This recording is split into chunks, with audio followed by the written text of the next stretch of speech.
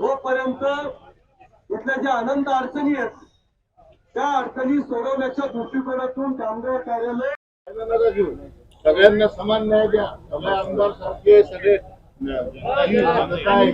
योजना जनतेसाठी आहे. तुम्ही कसे काय पर्सनली द्यायला लागले योजना? कशा संदर्भात मोर्चा काढला तुम्ही आणि काय मागणी आहे तुमच्या? लोकशाहीर अण्णाभाऊ साठे यांचा स्मृतिदिन आणि या स्मृतिदिनाच्या निमित्त बुलढाणा जिल्हा काँग्रेस कमिटीने कामगारांच्या न्याय हक्कासाठी या कामगार जिल्हा कार्यालयावर धडक आंदोलन इथं आयोजित केलेलं आहे. कामगारांच्या अनेक समस्या आहेत. त्यांचे लायसन्स रिन्युअल होत नाहीत.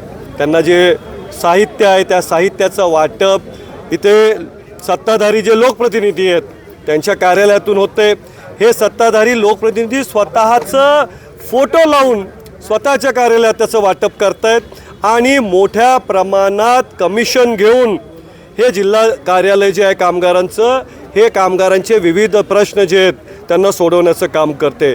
भ्रष्टाचार ही दलदल झालेली आहे. हे कामगार कार्यालय म्हणजे कामगारांवर प्रचंड अन्याय होते आणि त्यामुळं या कामगार कार्यालयावर धडक आंदोलन जिल्हा काँग्रेसच्या वतीने इथं आयोजित करण्यात आलेलं आहे.